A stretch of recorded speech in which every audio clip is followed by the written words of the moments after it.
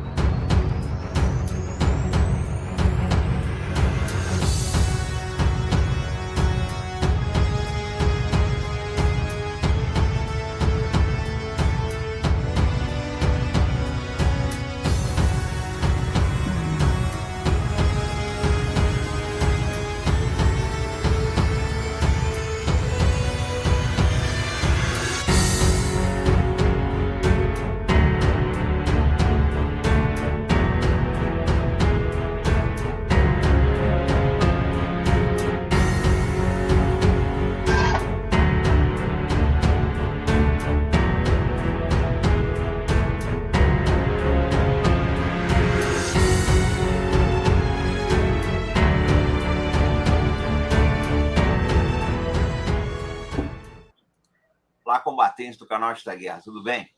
Pessoal, hoje nós temos um convidado para lá de especial, uma pessoa pela qual nós temos um respeito e uma admiração muito grande. Eu venho sendo cobrado há meses aqui para trazer o professor Nildo Rix aqui, mas ele tem a agenda dele, a gente compreende que é uma agenda pesada, e às vezes a gente é atropelado por temas, aí, principalmente a guerra da Ucrânia, que nos roubou, né, bastante a atenção esse ano aí. Mas, enfim, deixa eu falar um pouco do nosso convidado. Nildo Domingos Ouriques é um economista e acadêmico brasileiro, foi presidente do Instituto de Estudos Latino-Americanos da Universidade Federal de Santa Catarina e professor de economia também. Ao longo da sua carreira acadêmica, lecionou em instituições de todo o mundo, inclusive a Universidade Nacional de Tucumã, na Argentina, a Universidade de Pádua, na Itália, a Universidade Nacional Autônoma do México, a Universidade Bolivariana da Venezuela e a Universidade Simón Bolívar, em Quito, o Equador. Então, uma pessoa para lá, tá, de categorizada para nos falar desses assuntos. Professor, seja bem-vindo a bordo. É um prazer enorme tê-lo a bordo. Eu sei que o senhor não gosta disso, senhor, mas eu vou acostumando. É um prazer enorme ter o senhor a bordo aqui. E eu queria, dentro da sua visão nacionalista, sua visão desenvolvimentista, sua visão de Brasil e seu conhecimento internacional, o senhor desse uma palha para a gente do momento geopolítico atual. Há uma crise, o imperialismo está sendo derrotado, enfim. Como é que o senhor está vendo tudo que está acontecendo? Boa noite. Bem, boa noite, Farinazzo. Obrigado pelo convite. Uma saudação a todos os que nos honram aqui com a audiência, gente de todo o Brasil, do mundo, que está preocupado com a grave crise brasileira e os destinos do país. Qual é digamos, a característica essencial da nossa época? É o fato de que nós, após o colapso da União Soviética, nós vivemos num mundo dominado pelos Estados Unidos, em que os Estados Unidos tinham uma hegemonia, não só militar gigantesca, mas uma hegemonia cultural e o domínio da economia. E por essa razão, além da coesão interna que ele tem dentro dos Estados Unidos, eles conseguiram desenvolver uma política expansionista, imperialista, que nas relações internacionais se chama de geopolítica, mas é o controle do mundo. É muito claro nisso. Nesse contexto, o que a gente viu foi, está muito claro agora também, inclusive a propósito do conflito entre a Rússia e a Ucrânia, está muito claro que a Europa não tem um projeto próprio. E a ausência de um projeto próprio na Europa deixou os Estados Unidos como uma espécie de xerife do mundo. E que ele fez, desde 70, a gente sabe, com o Nixon, uma aliança estratégica com a China, que é uma aliança de colaboração e de conflito, como a gente pode ver todas as semanas nos jornais, seja na área de ciência e tecnologia, seja na área de áreas de influência.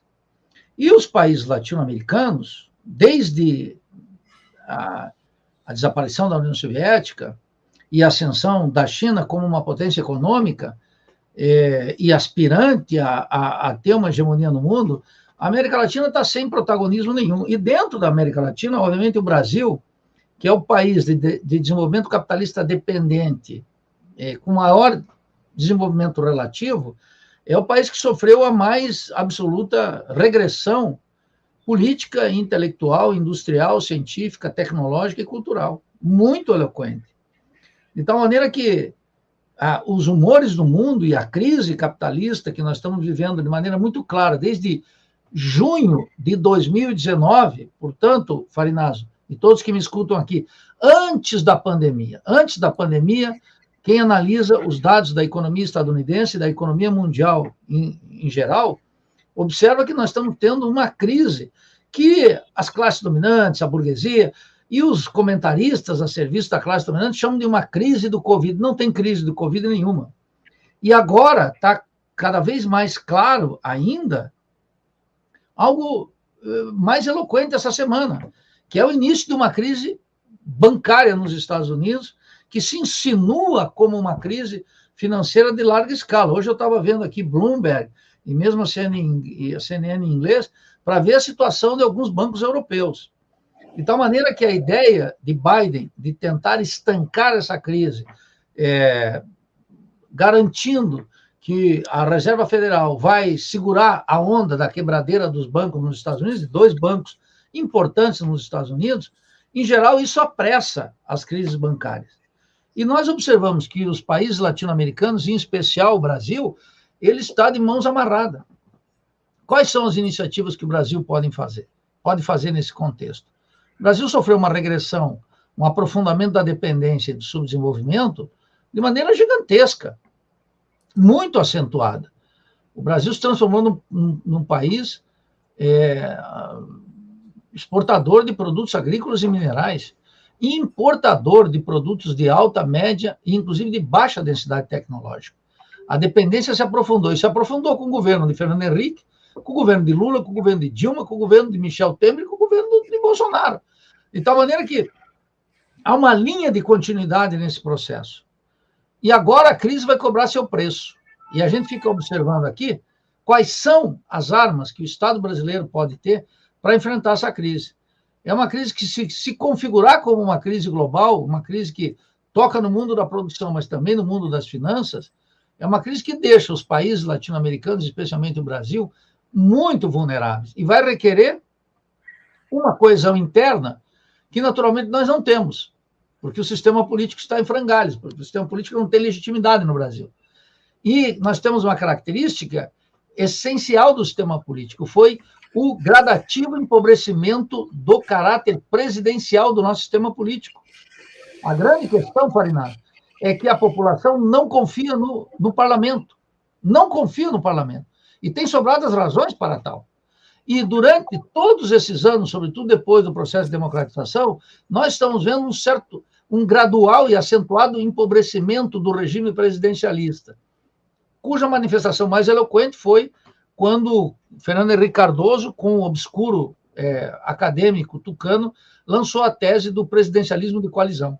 E aí, a relação entre o presidente e as negociatas no Congresso Nacional, um Congresso Nacional cada vez mais com uma configuração de classe, portanto, cada vez menos sensível à pressão popular, desgasta a presidência, aprofunda a crise do sistema político e deixa o país sem uma coesão necessária, ou pelo menos uma hegemonia, para enfrentar não só os dramas históricos do aprofundamento da dependência e do subdesenvolvimento, mas incapaz de enfrentar a crise. Então, agora é uma hora da verdade, é uma hora da encruzilhada. Todos aqueles que pensavam que a eleição apaziguaria os ânimos e devolveria a legitimidade ao sistema político, erraram gravemente. Nós vimos o que foi aquela ofensiva da ultradireita, dos ultraliberais brasileiros, dia 8 de janeiro em Brasília. Aquilo é uma escalada. Eu descarto, viu, Farinato? Nunca achei e reafirmo que o dia 8 de janeiro não foi uma tentativa de golpe. Jamais. Isso é um discurso, uma ideologia, sobretudo da esquerda liberal brasileira. Ela é uma escalada que mostra, em última instância, a crise daquilo que nós chamamos a democracia, que está requerendo uma solução de raiz, de fundo. E eu não observo, Farinazo, nas forças políticas um interesse em enfrentar esse tema. É o que eu queria saber, a sua opinião, a sua visão. O senhor acha que, de uma certa forma, a Lava Jato, ela enfraqueceu muito a confiança da sociedade no nosso sistema político? Como é que o senhor enxerga a Lava Jato? Não, eu acho que a Lava Jato, isso é muito importante. Veja, O povo detesta a corrupção, e com absoluta razão. A corrupção é inaceitável. O grande problema é que, num Estado periférico, de natureza capitalista, que existe uma relação ultraparasitária entre os grandes empresários e o Estado, atrás do Estado corrupto tem sempre um grande empresário exitoso. Isso não é uma novidade no sistema capitalista, mas ele é particularmente agudo no Brasil quando é um país atravessado pela desigualdade, Farinaz. Aqui, 80% da população ganha até 3 salários mínimos, até mais agora, 86%. E aqueles que ganham acima disso estão entre os 10% mais ricos. Você veja que é uma distribuição, como dizem os economistas keynesianos, uma distribuição de renda altamente regressiva e com instrumentos tributários, monetários, fiscais, etc., que aprofundam essa desigualdade. Nesse contexto e naquele contexto de degradação do sistema político, a Lava Jato constituiu uma dupla operação.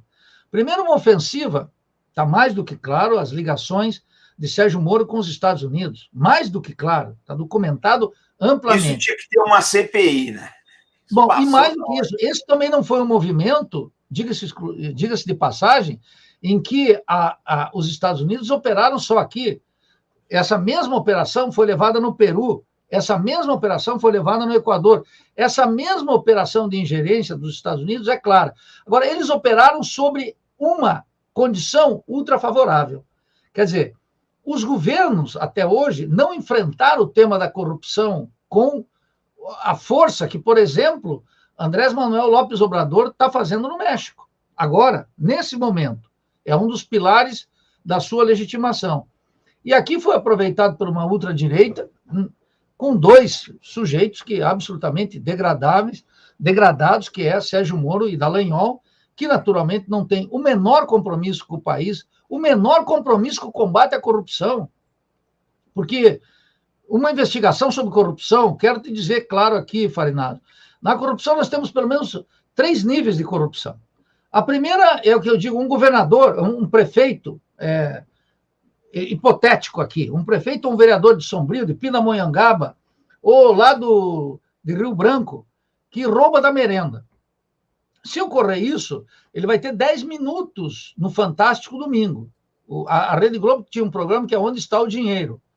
Né? E isso é insistente, rádio, jornal e televisão. Esse é o primeiro nível da corrupção do Estado. Essa é trabalhado insistentemente pela mídia. Existe um segundo nível da corrupção, que foram as privatizações no Brasil. E mais, o assalto à Petrobras, que está sendo feito à luz do dia. Não há uma investigação. Essa semana mesmo, o senador Jean Paul Prats, que é o presidente da Petrobras, reuniu lá com os petroleiros da Bahia. E a Landolfo Alves, a refinaria, não está sob consideração. E nenhuma privatização que foram sobre todas as vistas, grotescas do ponto de vista de seu valor real e o valor pela qual foi privatizada. Esse debate sobre a Companhia Vale do Rio Doce. A Companhia Vale do Rio Doce foi vendida por 3,3 bilhões de dólares no ano em que ela faturou 5 bi, sem o recolhimento de impostos, o lucro bruto. Então, a Companhia Vale do Rio Doce, que é uma das maiores mineradoras do mundo, é vendida por 3,3 bilhões de dólares, quando valia 5 bilhões, faturou 5 bilhões no ano em que foi privatizada. Sobre isso, nós não temos notícia, a não ser uma que outra. Agora, tem o núcleo mais importante do sistema de corrupção, que é o sistema da dívida pública, a política monetária, que essa passa... Ninguém fala disso, professor, é impressionante. É um elefante na sala e não se fala disso. E o xerife Sérgio Moro, esse xerife do bairro, metido a dar uma de moral, estava lá com os doleiros, desde Dário Guerra, todos esses caras que operaram na Petrobras, ele liberou lá desde os escândalos da CC5, que tinha que ter um monte de gente presa, e tinha que ter uma investigação profunda. E, lamentavelmente, o governo do Lula, no segundo ano, estancou essa investigação, Cardoso estancou essa investigação, ministros do STF silenciaram sobre isso, Sérgio Moro liberou os doleiros. Ninguém quis enfrentar, porque enfrenta o núcleo racional da relação ultraparasitária entre os capitalistas e o Estado brasileiro. que é esse último nível da dívida. Aliás, o Farinazzi, os que me escutam aqui, a dívida sequer é motivo de análise na televisão. Eu nem vou falar do jornal, porque os jornais agora vendem 300, 400 mil exemplares, não conta. Mas os jornais televisivos à noite, o Jornal Nacional da Globo, faz 2.000 anos que eu não escuto uma entrevista ou uma análise sobre a dívida pública. E não há Ministério Público, procuradores que busquem investigar isso. O deputado Ivan Valente, do PSOL, conseguiu as assinaturas para fazer a auditoria da dívida. E, lamentavelmente, a presidente Dilma, a ex-presidente Dilma, vetou. Então, esse é um tema proibido. E aí está o núcleo da corrupção. É ali que está o núcleo da corrupção. Agora, claro, você vai observar que os banqueiros, o Farinazzi, desde o século XII, os banqueiros são hostis e alheios à polêmica pública. Eles não aparecem. E colocam pequenos funcionários, como Sérgio Moro, Dallagnol, essa gente que opera. E essa gente opera também no sentido de enriquecer a classe dominante e, claro, operou desde uma perspectiva de extraterritorialidade que é muito cara ao imperialismo estadunidense. Eles operaram nessa toada. Onde é que está, finalmente, o grave problema? É que o sistema político e os presidentes da República não encaram o tema da corrupção como algo fundamental que tem que ser combatido. E aí deixam essa bandeira para a exploração de aventureiros, e aventureiros perigosos, como é o caso de Sérgio Moro. A gente já deu demonstrações claras. Então, isso é mais um elemento de que a soberania dos países latino-americanos, especialmente no Brasil, ela é meramente formal. Falta ao país uma verdadeira consciência do que é ter soberania plena sobre o território, sobre as instituições políticas, sobre a indústria cultural, sobre os meios de comunicação, todos os sistemas. Nós estamos absolutamente vulneráveis. Não há uma compreensão cabal nem sequer do petróleo, que é uma riqueza visível e importante para que o povo compreenda o conceito de riqueza e como tem que estar na mão, no prato da massa, num país de miseráveis, de abandonados, de humilhados, de ofendidos, que é o Brasil, na mesa do povo. Então, a situação é, de fato, complexa. E agora eles estão no Congresso Nacional, tanto Dallagnol quanto Sérgio Moro. Eles são nefastos para o país e para a classe trabalhadora, mas eles não improvisam, Farinazzi. Eles não são improvisadores, eles atuam com plena consciência, de maneira sistemática e muito articulada. A gente sabe que eles foram construídos aí, muito bem construídos. É toda uma rede, né, professor? É uma rede de gente para explorar o Brasil. Agora, eu queria fazer uma pergunta para o senhor. O momento atual que a gente vive é um momento interessante, historicamente interessante, né? Com a guerra na Ucrânia, há uma narrativa da imprensa que não corresponde à realidade do campo de batalha. A gente sempre fala isso aqui, que a imprensa tem mentido muito. E agora, essa semana, parece que escancarou a farsa financeira dos Estados Unidos. Não sei se o senhor acompanhou o jornal, o senhor é um observador atento da cena econômica, né? Mas parece que está ruindo tudo. O senhor vê, nesse cenário de caos, oportunidade para o Sul global de se libertar desses grilhões? Como é que o senhor enxerga tudo isso? Bem, responder a essa questão, Farinazzi, depende de muitas coisas. Primeiro que o chamado Sul global, ou seja, a periferia do sistema capitalista, ela foi muito debilitada, golpeada, e sofreu regressões tremendas do ponto de vista econômico, político, científico e cultural. Nós não temos uma grande liderança do terceiro mundo, como nós tivemos, por exemplo, o movimento dos países não alinhados. Não há tal coisa. Tampouco há uma internacional comunista, como existia desde a época da União Soviética. A articulação da periferia, ela é inexistente. Ela não tem um fórum da periferia. Existem iniciativas como os BRICS, ou iniciativa como o G20, mas isso não são alternativas reais para a periferia capitalista, sobretudo para aqueles países que poderiam contar com uma iniciativa. Então, esse é o primeiro aspecto.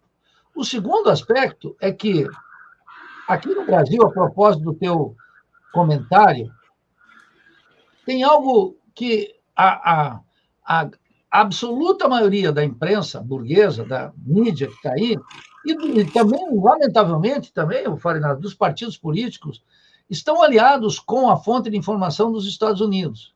E aqui o que diz? Que Putin é um monstro e que tem uma ocupação na Ucrânia, que é verdadeira, se abstrai as razões pelas quais existe esse conflito e se coloca a Rússia como um desastre econômico, político, militar e cultural, e que a vitória dos Estados Unidos é, através desse fantoche que é Zelensky, e vai ocorrer o mês que vem.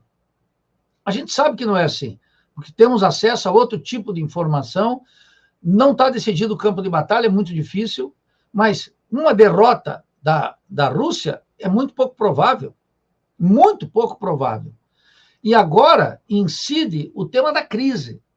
E o tema da crise coloca um problema gravíssimo para a Europa, que lá na Europa, eu tenho muitos amigos lá, a Inglaterra, por exemplo, é claro que não faltam alimentos no supermercado, mas os preços são proibitivos. E o número de greve na Europa está crescendo. A coesão interna da Europa está se debilitando gravemente.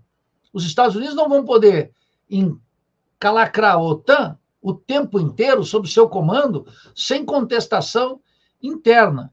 E agora nós vamos ver o efeito perverso da crise. Está aí o Credit Suisse hoje já colocando a língua para fora. Essa crise tem toda a feição, desde julho de 2019, pela elevação dos preços, pela queda dos salários, pela debilitação dos contratos de trabalho e pelo protesto nos países centrais. Esse protesto tende a crescer. Então, e há também, nós vimos aí, há resistências na Europa, nas classes populares, etc., que não estão totalmente submetidos aos governos que se alinharam com os Estados Unidos no combate à Rússia. Há fraturas muito importantes que a crise tende a abrir. Então, nesse contexto, eu sou cético sobre a possibilidade de emergência de uma liderança, chamemos assim, da periferia capitalista. Mas você anota algo com o qual eu concordo, não sei se totalmente, mas parcialmente. É claro que está se abrindo as condições para que uma liderança desse tipo se afirme. Quem será essa liderança? Certamente não será Putin e a Rússia, porque eles são parte de um confronto direto com os Estados Unidos. Mas o chamado Sul Global depende das iniciativas de alguns países. Porque, no que se refere aos BRICS, o único país que efetivamente tem um projeto é a China. A Índia não tem, a África do Sul não tem, e o Brasil tampouco tem. Nós estamos muito debilitados. E, nesse contexto, eu não vejo de onde pode surgir uma liderança ao estilo terceiro mundo, ou como se chama, o Sul Global, para enfrentar esse quase monopólio dos Estados Unidos. Mas é claro que as condições estão cada vez mais claras, cada vez mais evidentes. Existe um espaço cada vez maior para uma diplomacia e para uma política externa que fosse efetivamente independente. E, no nosso caso, é claramente um confronto com os Estados Unidos, porque a região latino-americana e caribenha, América Central e etc., é controlada pelos Estados Unidos. Eles têm bases militares aqui, eles têm controle de território, eles têm a presença das multinacionais, eles têm o controle sobre as forças armadas em vários países, a influência do Comando Sul dos Estados Unidos nas Forças Armadas brasileiras é algo inacreditável. A Laura Richardson, que é a que comanda o Comando Sul, ela passeia pela América Latina como Juan por su casa, está aqui sendo recebida por presidente, fez uma aliança estratégica com Gustavo Petro na Colômbia, sabe para quê? Para a vigilância internacional da Amazônia. Como é que os países latino-americanos, países amazônicos, vão ceder em soberania?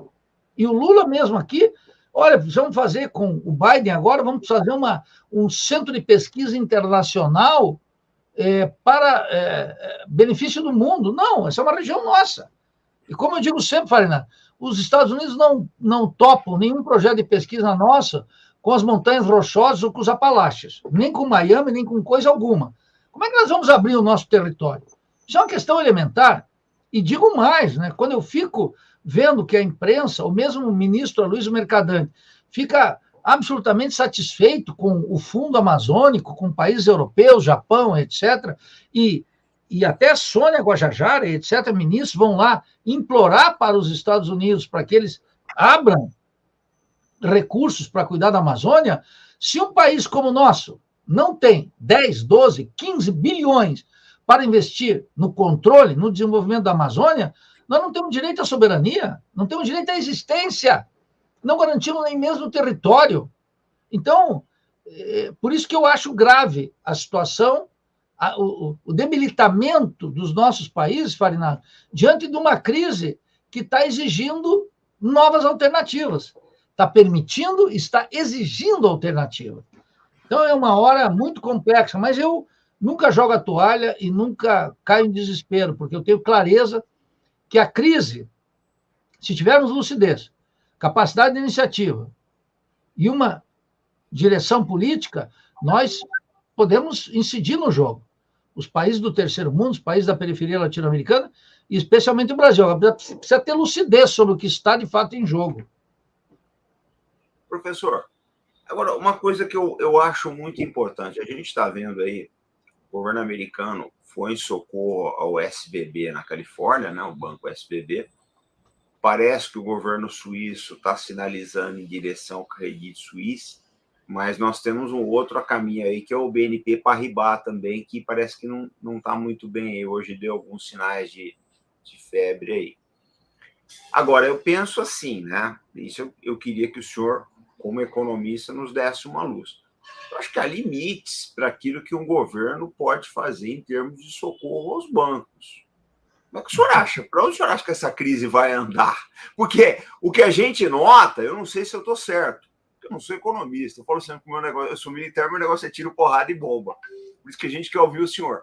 Mas deve ter um limite para aquela impressora de dólar que tem algum porão de Washington, né? Como é que o senhor está vendo tudo isso daí? Bem, veja, nós temos que puxar pela memória das crises bancárias, das crises financeiras. E há uma lição de Keynes, o bem comportado Lord Keynes, que num texto chamado um texto de reflexão sobre inflação e deflação, ele diz claramente que os banqueiros, eles têm uma propensão ao suicídio. E quando eles se arruinam tão profundamente e em conjunto com os demais, que quebram tão violentamente o Estado e a economia, que obriga os poderes, em nome de resgatar a economia, resgatar a eles primeiro. E nós vimos que, quando quebrou 2001 nos Estados Unidos, um economista liberal, mais lúcido, que é John Galbraith, escreveu um pequeno livro chamado A Economia da Fraude Inocente. E eu te menciono isso, Farinazzo, para saber que nós não sabemos qual é o fundo do poço, porque não é possível acreditar nos balanços, nem de 2001, nem nos balanços de 2008 e 2009. Como não é possível acreditar nos balanços das lojas americanas? Ninguém sabe o tamanho do buraco. Na verdade, ninguém sabe. E por que não sabemos? Porque desde que Alan Greenspan, lá atrás, eliminou as regulações bancárias que vinham keynesianos, ninguém sabe como é que está isso. E a Reserva Federal nos Estados Unidos não sabe, porque é um sistema descentralizado, com responsabilidade compartilhada. Então, ninguém sabe o tamanho do buraco. Quem elucida o tamanho do buraco é o valor da moeda e o valor da quebradeira. A gente só vai contabilizar depois. Quem é que ia pensar que a Ford e a Chrysler estavam a ponto de quebrar? Ao contrário. Mas quando vem essa quebradeira revela que esse Estado que deixar os banqueiros, que também é um pouco da fé, viu, Farina? Uma fé desmedida dos keynesianos, que apenas apertar os controles e ter um Estado mais regulado resolve o problema. Tem o problema do sistema capitalista. O sistema capitalista é anárquico por natureza. E agora muitos vão perder, e na crise muitos vão ganhar. De tal maneira que toda aquela desregulamentação feita por Alan Greenspan, né, e a exuberância irracional dos mercados, tal como ele, e vejam, a desregulação ocorreu não num governo republicano, mas ocorreu sobre a administração de Clinton, que foi um democrata que colocou o Partido Democrata mais à direita, encostando muito mais no Partido Republicano. Então, nós não sabemos o tamanho do buraco. Nós só vamos saber o tamanho do buraco com o desemprego massivo, a quebradeira e a coisa mais importante que esses liberais, que agora estão se escondendo, têm que se enfrentar. Com o verdadeiro assalto ao Estado que eles fazem, a mão armada à luz do dia, traficando com o emprego, com as empresas, etc., para que resgatem eles. Lá nos Estados Unidos vão ver as investigações. O Biden já disse que vai investigar. Eu não sei, porque o que o presidente diz, nenhum presidente me convence com o que ele diz. Eu gosto de ver o presidente com a caneta. O que ele faz, não o que ele diz. O presidente que canta... Discurso é uma coisa, né, professor? A agenda é outra, né? Discurso é tem que ver o que eles vão fazer. Tem esse pessoal que acha aí, que simbólico foi aquilo do Lula, que importante foi aquilo da Cristina. Isso não tem o menor valor. O simbólico não tem valor algum. Eu quero saber quais são as medidas. E Biden está muito enrascado. Por último, uma observação que você mencionou aí, qual é o limite? Eu diria, o limite é o caos. O que me ensinam as crises, sempre, todas as crises, que quem para a capacidade de emissão, ou de emissão de dívidas, ou mesmo de tapar os buracos dos capitalistas, é o caos, é a pressão popular. Qual é o limite que a população pode aceitar desemprego e baixos salários como estão nos Estados Unidos? Qual é a característica dos Estados Unidos, Farinado? Cresce, baixa o desemprego, mas os salários estão lá embaixo. Segunda coisa, muita gente não pega o emprego, porque o Biden chegou a dizer em entrevistas, tem que aumentar os salários. Só que para aumentar o salário tem que competir com a China. Então não dá. Os Estados Unidos estão num problemaço. Agora, a crise é sempre uma possibilidade de quebrar um conjunto de empresas, bancos, corretoras, etc., concentrar, centralizar o capital e injeção de recursos no Estado. Mas aqueles que pensavam, por exemplo... E está caindo por terra muita coisa, né, Farinaz? A ideia... Bom, emissão de dinheiro da inflação. Não está derrotada, essas ideias completamente derrotadas. Os Estados Unidos colocaram trilhões e trilhões desde 2001, emissão de dinheiro, e a economia mundial não entrou numa escalada inflacionária. Estava sempre ao borde da estagflação, ao borde da estagnação e da crise. Então, eu diria, não há limite. O limite é sempre um limite de natureza política. A sobrevivência dos partidos, no caso dos Estados Unidos, e o protesto das ruas. Não há outra receita. Os economistas vão dourar a pílula, vão trazer um modelinho, a experiência de um país, mas a crise está se generalizando de maneira tão acentuada e tão rápida que nós vamos ver a resposta da população. É isso que precisa. Esse é o limite objetivo. Professor, mas no campo internacional, porque a gente tem um fator agora aí que eu acho que é diferente de tudo que houve até hoje, tudo que houve até o século XXI, que é a volta da China como grande player internacional. O senhor vê toda essa crise que está acontecendo nos Estados Unidos e na Europa, tá, como um atentado à credibilidade do dólar e do sistema financeiro euro-americano? Porque agora a gente tem a China para contestar, né? O senhor acha que o dólar corre risco? Não, o dólar corre risco, mas veja, a maior parte das dívidas no mundo são em dólar. De tal maneira que todo mundo fica preocupado, todo mundo. Eu não, você também não. Os que estão aqui me ouvindo supõem que não temos dólares depositados lá fora. De tal maneira que não estamos preocupados com isso. Mas as grandes corporações, as multinacionais, os trusts internacionais, os megas conglomerados, eles têm dívidas em dólares, e eles são credores em dólares. De tal maneira que, por um lado, isso. De outro lado, uma parte do comércio chinês está financiado com o yuan, com uma moeda chinesa. Mas é uma parte ainda pequena. A China depende de relações com o chamado Ocidente, e, portanto, tem que passar pelo dólar, não é? Ela, claro, que diminuiu violentamente aquela compra de títulos estadunidenses. Aquele mundo já não existe mais. Mas, de qualquer forma, eles não constituem uma alternativa. E quero fazer uma consideração que talvez seja a mais relevante para todos nós. Nenhuma hegemonia monetária no mundo esteve descolado de uma hegemonia produtiva, de chão de fábrica. É nesse terreno que a China avançou violentamente.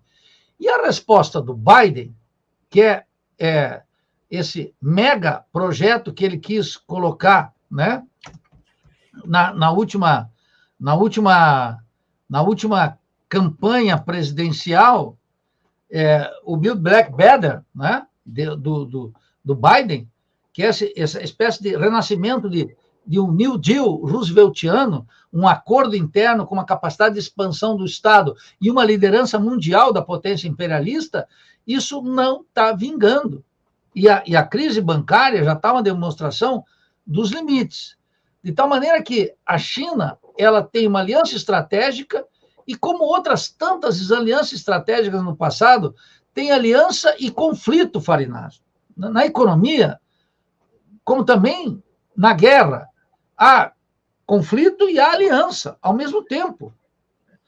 Na economia, de maneira muito mais clara, de tal forma que eu não diria que a China ameaça a hegemonia do dólar, mas é incontestável que a resposta dos Estados Unidos para o desafio produtivo que significa a China, ela está enfrentando limites objetivos. E dentro dos Estados Unidos não está tendo essa resposta produtiva a ponto de que o celular produzido por uma multinacional estadunidense seja melhor, mais competitivo, mais capaz do que um celular produzido pela China.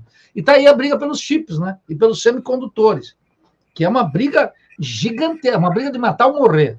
E agora a China vai se aproveitar disso. Agora, também tem uma última consideração, que o mercado capitalista mundial ele depende também do que acontece na China. E a China depende do que acontece no mercado capitalista mundial, de tal forma que isso também vai afetar a China. A China é uma máquina de exportadora e é uma máquina de comprar matérias-primas e produtos agrícolas e minerais. Como é que vai ser agora? Nessa turbulência, não tem nada assinalado. Agora, claro que a China, ao contrário dos países periféricos como nós, tem o controle dos capitalistas chineses, tem o controle do sistema bancário, tem o controle da moeda, tem um Estado nacional, tem a bomba atômica e tem os militares. Quer dizer que não é um país desavisado na crise. E essa é a diferença entre a China e os países como os nossos. Exatamente. Eu falo muito isso daí, que o problema todo nosso é que é um poder completamente fragmentado quando ele existe, né? A gente praticamente não tem poder militar hoje em dia, não temos a bomba atômica, nós não temos uma unidade política, nós não temos nem controle do nosso sistema financeiro, e por aí vai. É muito difícil você alcançar um grau de desenvolvimento com todas essas fragilidades. E algo mais, né, Farinazzo, que é a internacionalização da produção. As multinacionais dominam. Vejam, até na agricultura. Na agricultura tem a transgenia, na agricultura são os fertilizantes, na agricultura são os tratores, na agricultura são os satélites, toda a linha amarela de multinacionais. Esses fazendeiros que estão aí, que são a favor dos Estados Unidos, eles não entendem que a renda da terra aqui não fica aqui. Uma grande parte vaza sobre muros, não tem nem uma marinha mercante para transformar o sistema de frete, paga frete de maneira exorbitante. Então, o conceito fundamental, Farinazzo, que tem que orientar todos que nos escutam, é que o Brasil é um país dependente e subdesenvolvido. Isso não é incompatível com o fato de ser um país com uma imensa riqueza, com um povo talentoso, com uma força de trabalho que poderia levantar isso aqui. Mas a classe dominante é muito mesquinha, como já disse o Darcy Ribeiro. E como já disse o Rui Mauro Marini e todos os teóricos críticos marxistas da dependência, dizendo claramente, olha, precisa entender o que é a dependência e o subdesenvolvimento. Isso não é um improviso, isso é uma construção sistemática. E todos os problemas estruturais do Estado, da economia, da configuração política e da cultura estão na mão das multinacionais. Observe, eu fico espantado. Quer dizer, eu me indigno mais do que me espanto com o fato que a indústria cultural aqui é raquítica. E toda a nossa juventude e a população está submetindo a uma indústria cultural metropolitana. Então, todo mundo sabe. Ninguém conhece, por exemplo, Lima Barreto, e todo mundo sabe qual é o último filme que foi premiado na cerimônia do Oscar. Quer dizer, nós não temos... As salas de cinema são de multinacionais. O grau de internacionalização da economia é gigantesco. E eu não vejo, porque, você veja, Tem um problema aqui que é o seguinte: a esquerda brasileira, ela não é nacionalista. Ela já foi nacionalista.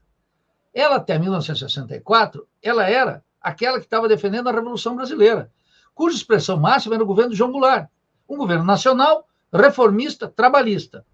Era uma esquerda nacionalista, estava lá. O PTB talvez era a expressão da força mais acabada, mas não era a única. Muito bem. A direita brasileira é classicamente devota dos Estados Unidos. Eu dou um exemplo, Farinado. Antes de o vice-presidente Hamilton Mourão ser escalado como vice-presidente, ele deu uma conferência numa loja maçônica, está um vídeo aí, vocês podem assistir, que é de um ultraliberalismo afinado com os Estados Unidos. Ele acha, como a hegemonia das Forças Armadas considera, que num mundo em crise nós temos que alinhado com o bloco americano. Isso produziu uma política externa nefasta. Isso é de um primarismo e de um entreguismo total. E, de outro lado, tem uma esquerda que eu chamo de liberal também, que ela não entende a função de um nacionalismo revolucionário, que é uma força gigantesca em todos os países do mundo, e que, se hegemonizada por uma força popular, isso tem uma capacidade de transformação gigantesca. A despeito do que cada um possa pensar do que é, efetivamente, a natureza do regime social na China, o fato é que a revolução conduzida por Mao Tse-tung era nacionalista. Sim, não tenho dúvida nenhuma. Isso, mas que dúvida. E era defesa. Os russos, o que falam da Segunda Guerra Mundial? A Grande Guerra Pátria. Lá não tem Segunda Guerra Mundial. Percebe? Então, eu quero dizer uma coisa aqui. Há uns 3 anos atrás, eu fui convidado para um evento em Moscou e tinham militares, políticos, um seminário importantíssimo para pensar a governança global. Os russos não entendem como um país como o Brasil não se levanta. A pergunta de todos eles, das mais variadas tendências, era: escuta, o que acontece que o Brasil não se levanta? Porque para um russo, Farinaz, que é acostumado com a disputa mundial, quero dizer para todos que nos escutam aqui, para um russo é absolutamente impensável que um país com as fronteiras, com o tamanho, com a capacidade brasileira, não seja um país protagonista no mundo. Eles não entendem o estatuto da dependência e, finalmente, do subdesenvolvimento a que nós estamos submetidos. Então, eu defendo uma posição do nacionalismo revolucionário, é uma força revolucionária objetiva. E aqui nós estamos vendo que questões elementares do Estado, da política, vacilam nisso. E, enquanto isso, nós perdemos poder com capacidade de fazer política internacional. O Brasil não faz política internacional. Na prática, uma política que pudesse se afirmar com identidade própria e a serviço de um projeto nosso, brasileiro, latino-americano, terceiro-mundista, isso não está colocado na cena. Não, lamentavelmente, não. Mas é que está, né, professor? A gente vê um problema muito sério, é uma coisa até cultural, é que martelaram tanto na cabeça das pessoas que o nacionalismo é ruim, que é até difícil você falar. Eu me assumo como nacionalista. Minha posição é essa. Eu acho que o nacional-desenvolvimentismo é o caminho para esse país. Mas a gente acha encalhado. A esquerda e a direita.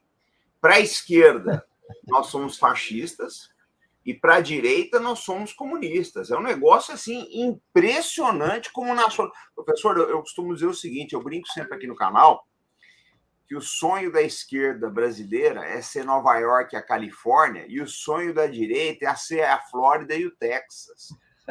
As duas olhando para o grande irmão lá em cima. É triste isso, é lamentável a falta que nós temos de amor à cultura brasileira, às tradições brasileiras, ao progresso brasileiro. É lamentável tudo isso.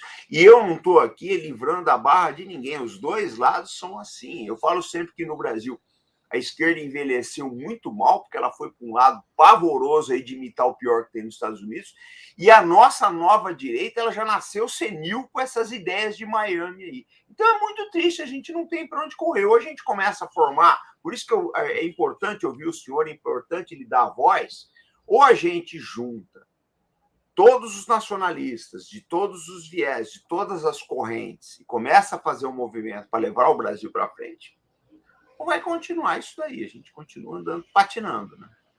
Muito triste. Eu queria fazer, a respeito dessa tua observação, em parte estou em desacordo, é importante a gente colocar aqui os acordos e explicitar as diferenças. Veja, enquanto nós não elegemos aqui, fazer aquilo que eu chamo uma Revolução Brasileira, e nós teremos que discutir qual é o seu conteúdo, qual é a sua direção, nós vamos continuar assim, mas a riqueza do país vai sendo apropriada pelos estados metropolitanos e pelas multinacionais, por todas as frações do capital. E o nosso povo empobrecendo.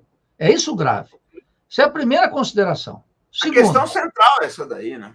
Claro. Então, como é que você pode explicar para o mundo que, e para nós mesmos, especialmente, como um país com potencial gigantesco é um país atravessado pela miséria, pela exploração, pela violência? Não tem uma explicação, a não ser uma classe dominante, que é um horror. Essa classe dominante brasileira é um horror. Banqueiros, latifundiários, grandes comerciantes, industriais, que utilizam todo dia o país como uma mercadoria a ser vendida no mercado mundial a preço vil. É isso que está colocado muito claramente e há muito tempo. Então, veja, a experiência nossa mais vitoriosa, de consciência burguesa, inclusive na periferia capitalista, foi o desenvolvimentismo. Aí, Farinazo, nós teríamos que conversar muito, mas eu creio que a gente tem uma divergência. O desenvolvimentismo não é mais possível na periferia capitalista, latino-americana. Por quê? Porque as condições da economia mundial mudaram drasticamente. E aqui eu tenho amigos no campo da esquerda que pegam o modelo chinês, mas pegam o modelo chinês sem falar em 1949 e na Revolução Chinesa. Não dá para colocar o modelo chinês aqui, não é inviável. Pois é, não dá. É um modelo próprio, professor, e adaptado a essas novas condições, né? Então, veja o seguinte, lá nos Estados Unidos, eles fizeram a Revolução Americana, que eles chamam com muito orgulho. Os ingleses fizeram a Revolução Inglesa. Os franceses não podem ver gente mais nacionalista cantando a Marseillaise. Eles são zelosos da nacionalidade francesa. Fizeram a Revolução Burguesa. Os chineses fizeram a Revolução Chinesa. Os russos fizeram a Revolução Russa. Os cubanos a Revolução Cubana. Nós temos que fazer a Revolução Brasileira. Essa revolução, para mim, ela tem que enfrentar precisamente o fracasso do desenvolvimentismo. Qual era a ideia básica do desenvolvimentismo? Era uma associação entre a classe trabalhadora e um conjunto de reivindicações, reforma agrária, direitos trabalhistas, sociais, etc., associado a uma burguesia brasileira de caráter industrial com a participação das multinacionais. E, naturalmente, com transferência de ciência e tecnologia, toda a formulação que ficou muito rica na Comissão Econômica para a América Latina, aquele estruturalismo cepalino. O que a experiência demonstrou? Que é mais do que um livro dos economistas e dos sociólogos. Que a burguesia brasileira industrial, ela renunciou a essa função. Eu soube que você concorreu nas últimas eleições, e imagino que esteja afiliado ao PDT. Eu li o livro do Ciro. E acho que foi uma tentativa de uma contribuição original do Ciro. Mas o que ele conclui lá? Ele diz, olha, nós precisamos fazer uma burguesia que não é rentista. Porque a burguesia brasileira virou uma burguesia rentista. Ela não está disposta. E todas as frações, porque os comerciantes ganham com a dívida pública. Os fundos de investimento do setor agrário, do latifúndio, ganham na dívida pública. Os industriais remanescentes ganham na dívida. E os banqueiros nadam de braçada. Essa burguesia não vai fazer o desenvolvimentismo. Isso cabe a uma tarefa do povo, essa grande maioria da população que não encontrou seu partido, seus líderes, suas vanguardas necessárias para encampar. E é claro que um dos componentes é o nacionalismo. Por isso que eu faço uma diferenciação, Farinazo, entre o nacionalismo de corte conservador, por exemplo, está na cabeça do Mourão, do Bolsonaro, etc., e eles gostam mesmo de Miami. Eles têm um gosto muito deteriorado, hein? É muito deteriorado. Eles gostam Texas também, professor. Bota o Texas dessa daí, que o pessoal adora uma fivela e chapelão. O Texas é aquele negócio do Bush, e eles gostam. E, aliás, o Texas tinha que ser devolvido para os mexicanos, porque eles roubaram metade do território. O nacionalismo estadunidense, as pessoas ignoram o elementar. Eu vivi nos países latino-americanos, eu vivi no México, eu vivi na Argentina, eu vivi na Venezuela. No México, ninguém faz política se não for nacionalista. Ninguém. Nem a direita. Na Argentina, idem, veja a força do peronismo. E na Venezuela, veja o que foi o furacão Hugo Chávez. Essas coisas são elementares da política latino-americana. Aqui o pessoal não é chegado. Desde Machado de Assis, não é chegado no nacional. Agora, nós temos que ver qual é o contexto e a extração do nacionalismo. Esse nacionalismo revolucionário vai ser uma força objetiva do povo, das classes subalternas. E terá que ter, tal como elucidou Darcy Ribeiro, entre outros tantos, vai ser um conflito com os Estados Unidos. Não tem como. Os Estados Unidos são a potência hegemônica aqui. Você acha que com os Estados Unidos, Salinato, esses políticos vão lá, até movimentos sociais vão lá, batendo costa de senadorzinho, de deputado? O poder imperialista não dá a menor importância para isso. Isso é uma atividade de segunda categoria. É força objetiva, força econômica, força militar, força política, capacidade inventiva do povo. Se isso não se transforma em força objetiva, não dá. E aí, eu espeto os meus camaradas da esquerda, por quê? Porque na esquerda há um tremendo preconceito, que é, junto com uma ignorância igualmente gigantesca, da força do nacionalismo. Sim. Eu vou consumir o quê? Mas não foi sempre assim, né, professor? Nós já tivemos uma esquerda fantasticamente nacionalista no Brasil, né? Infelizmente, claro. E esse nacionalismo tinha um caráter anti-imperialista gigantesco e estava assumindo um caráter anticapitalista. Então, veja que há uma disputa sempre pelo nacional. O problema é que agora, essa disputa pelo nacional, ela se resume à seleção brasileira e às bandeiras. Ela não tem um conteúdo concreto. Essa é uma fronteira de disputa política e ideológica de primeira importância. E nós vemos uma outra coisa que na economia é pão comido, como a gente se diz em espanhol. Quando emergem as crises, o nacionalismo econômico aparece de forma descarada. E eu quero dizer uma coisa aqui. Olha só, eu sempre tenho muita curiosidade, eu acompanho muito o que acontece nos Estados Unidos. Muito. Porque meu anti-imperialismo me obriga a estudar a potência imperialista. E eu vejo que pode ser Trump, como pode ser Biden, pode ser Clinton, como pode ser Bush. Ninguém pisa na Casa Branca se não for um nacionalista. Nenhum dos dois partidos. Aliás, os dois partidos têm consenso absoluto na política externa e têm consenso absoluto, com pequenas variações, na determinação da hegemonia mundial. E eu fico vendo a França, que aqui tem uns engomadinhos entre nós, que gostam de não ser tão agringalhados e gostam dos franceses. Na França, ninguém ocupa o palácio se não for um nacionalista. Pode ser De Gaulle, pode ser qualquer um, Macron pode ser qualquer um. Na Inglaterra, eu não conheço outro país europeu tão nacionalista como os ingleses. Pode ser trabalhista ou pode ser conservador. Aqui, na América Latina, é impressionante. A julgar pela imprensa, pelos partidos políticos, pelos acadêmicos, ser nacionalismo é uma espécie de lepra moderna, indesejável. Então, eles dizem aqui, olha como é que era o noticiário, o presidente nacionalista Hugo Chávez. Aí eu olhava e dizia assim, mas acaso Bush não é um presidente nacionalista? Porque ninguém diz, o presidente nacionalista Hugo Chávez, o presidente nacionalista Joe Biden, mas Biden é um nacionalista da hora que acorda, da hora que dorme, quando sonha. É um nacionalista de quatro costados. Então, a classe dominante aqui, os poderes, os acadêmicos, de maneira generalizada, a mídia, a maioria dos partidos políticos, grande parte dos sindicatos, um monte de movimento social agora, que estão se influenciando pelo mundo estadunidense e não se tocam de que o nacionalismo é uma força extraordinária, que tem que ser captada pelas forças revolucionárias, aquelas que defendem a Revolução Brasileira. É uma grande batalha, uma batalha que... E eu quero dizer, lamentavelmente, você vê que a história se escreve... O Biden não estava esperando uma crise bancária, mas ela veio. Veja. E que crise, professor?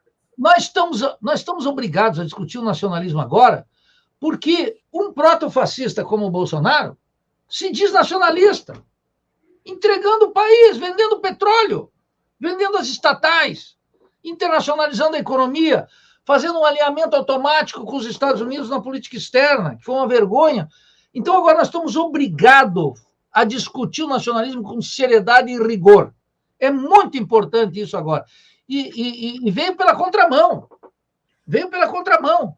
Eu preferia que tivesse aparecido, mas a gente não escolhe o terreno da história.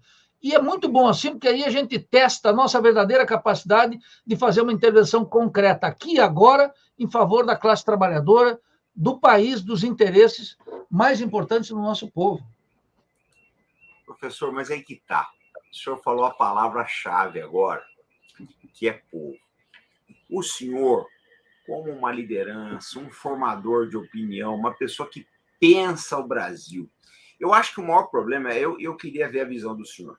Eu acho que um dos maiores problemas que a gente tem hoje em dia, isso em todas as matizes políticas, é que nós só vamos conseguir concretizar o movimento nacional, o movimento de valores nacionais, se nós conseguimos formar quadros, professor.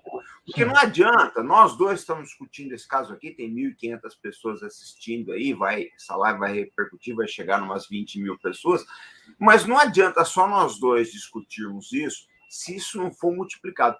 O senhor vê a possibilidade de nós formarmos quadros nacionalistas do Brasil? E eu digo não só no meio acadêmico, mas no meio sindical, na diplomacia, nos militares, nos partidos políticos, sejam eles quais forem. O senhor vê a possibilidade da formação de quadros nacionalistas no Brasil?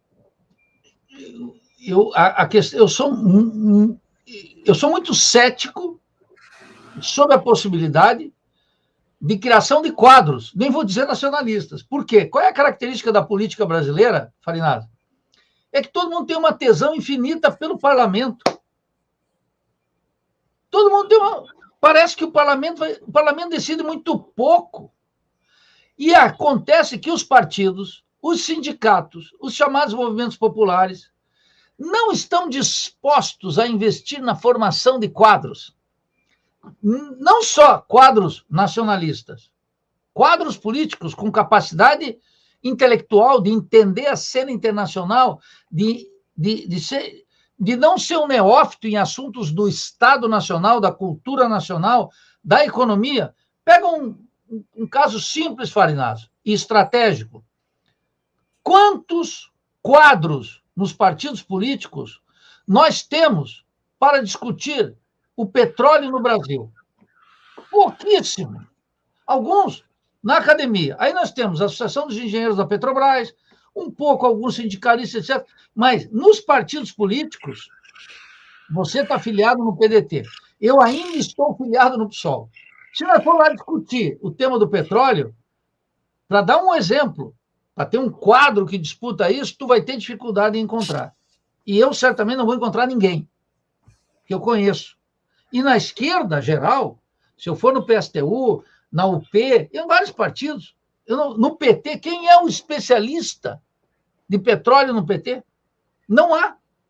Alguém sabidamente acompanha a matéria, etc. Estou dando um exemplo. Quer dizer, o sujeito não é capaz de ser um quadro para entender o petróleo. Como não existem quadros para entender a questão ambiental? Como não existem quadros para entender a economia? Muito fracos. Os partidos políticos, visite a página de todos eles, diga qual é deles que tem um diagnóstico da crise brasileira e do desenvolvimento capitalista recente. Eu visito todas as páginas. Eu falo com aqueles dentro da universidade que são mais alinhados politicamente. Não os encontro. Vocês mesmos passaram por uma experiência, o Ciro passou por uma experiência que ele lançou um livro esperando um grande debate, e não teve isso. E os partidos não possuem escolas de formação de quadros. E precisam retomar a formação de quadros. Essa é uma questão. Veja, se nós não tivermos a formação de quadros políticos, e isso implica, desliguem as séries de televisão, abominem os youtubers e vamos estudar cursos de formação de 1, 2, 3 anos, de lideranças populares, de lideranças sindicais. E outra coisa, não tenham fé no parlamento. Eu formulo hoje, Farinado, que nós precisamos no Brasil uma vanguarda política, uma vanguarda de quadros. E é claro que terão que ser quadros que entendam, por exemplo, o que é a força, a função do nacionalismo na Revolução Brasileira. É preciso isso. Vou fazer outra pergunta, Farinado. Pegue um livro, me dê um livro só. Eu estou trabalhando num já há vários anos. Me dê um livro, um só, recente, nos últimos 10 anos, que discuta o nacionalismo no Brasil. Não existe. Professor, mas nós temos aí o Aldo Rebelo vindo com o quinto movimento aí que... Mas eu quero te dizer... Coisa olha, na pauta, né? Veja, o Aldo, eu agradeço isso aqui, digo publicamente, eu fui contemporâneo do Aldo no movimento estudantil. Ele era presidente da UNE, eu era presidente do DCE aqui. E, através de um amigo petroleiro, inclusive, o Aldo me mandou o livro dele, fez a gentileza de mandar o livro. Eu li o livro dele. É uma tentativa, mas é uma tentativa que abriga uma contradição muito grande. Ele eludiu o tema das classes sociais na análise do livro dele. Mas, se tu tirar esse livro, qual é o outro que tem? Eu tenho crítica desse livro. Agora, como é que nós vamos fazer uma obra de criação de quadros sem um debate profundo sobre o nacionalismo? Profundo! Profundo! Não, o nacionalismo precisa ser debatido, eu não tenho dúvidas disso. Mas aí que tá. O senhor quer ver uma coisa? E desculpa, com rigor, quer ver eu te dar só uma palhinha aqui? No meu caso, na minha formação, nós marxistas, tem uma bibliografia sobre o nacionalismo gigantesca, completamente ignorada, como se de fato não existisse. E eu estou falando isso nas filas da esquerda. Nas filas da esquerda. Há uma incompreensão básica. Por que o nacionalismo é fundamental? Em primeiro lugar, porque dele depende a apropriação do excedente econômico criado no interior da nação. O fruto da riqueza, o fruto do trabalho. Exatamente. Primeira determinação. Isso é uma determinação que tu pode ler em Otto Bauer, pode ler em Marx, pode ler em Lenin, pode ler em todos os autores clássicos, quer dizer, autores, digamos, teóricos como Marx e políticos como Otto Bauer ou Lenin. Está em todos eles, está em Kautsky, está numa quantidade deles. Se não tem isso mínimo, nós estamos na pré-história do debate. Eu estou muito focado nisso cada vez mais. E só que são tantas tarefas que chega uma hora que tem que ser mantida a lucidez assim, para não se desesperar. Mas esse é um tema, precisamos. Eu estou de acordo contigo com a tarefa. Mas aí que tá, professor, olha só. Deixa eu parar para pensar uma coisa. Hoje é quarta-feira, 9 horas da noite. Nós estamos com 1.500 pessoas a bordo. Essa live vai chegar a 20 mil pessoas, com tranquilidade, porque ela está sendo transmitida por várias plataformas, o pessoal faz cortes, etc. Ela chega tranquilamente a 20 mil pessoas. Ou seja, as pessoas hoje elas estão interessadas no futuro do Brasil, mas essa massa precisa ser direcionada. Então, eu acho que isso que nós estamos debatendo aqui, a formação de quadros, é importantíssimo. Eu vejo um momento mundial, professor, com muita esperança. Eu acho que a ordem unipolar americana ela não vai sobreviver, ela não consegue sair do mesmo tamanho que ela entrou nessa guerra da Ucrânia. Não sem dúvida. Só se o Biden fizer um milagre, só se vier um meteoro. Eu acho que ela não sai. Então, o que acontece? Vai ser uma oportunidade grande, como foi o final da Segunda Guerra Mundial. O enfraquecimento da França e do Reino Unido e a descolonização. Eu acho que muitos países talvez consigam se libertar desses grilhões do imperialismo em função desse enfraquecimento. E eu ficaria muito feliz se o Brasil engrossasse essa fila. Agora, nós só vamos conseguir isso com um guarda-chuva nacionalista, tá? Que abrigue as mais diversas tendências com uma agenda comum. Porque o senhor quer ver uma coisa? Nós estamos conversando aqui, uma conversa extrema. O senhor está sendo elogiadíssimo aqui no canal. Entrando assim, os mais diversos elogios, já deixo o convite para uma nova live. A gente precisa continuar debatendo esses temas. Mas o que eu acho importante? A gente não concorda 100% em tudo, porque é da vida isso. Mas as coisas que nós temos em comum, os propósitos, os ideais e os anseios, são grandes. A comunalidade, a interseção de interesses, de objetivos que está sendo debatido nessa live, e eu acho que ela é representativa de uma grande parte do povo brasileiro que está silencioso hoje em dia, né? É grande, a gente precisa dar voz para essas pessoas. Então, eu acho que as correntes nacionalistas têm que se unir. Olha só, você colocou aqui 4, 5 temas. Primeiro, o interesse do povo por um bom debate político, por uma boa formação, é tremendo. O povo odeia a política, essa política que está aí.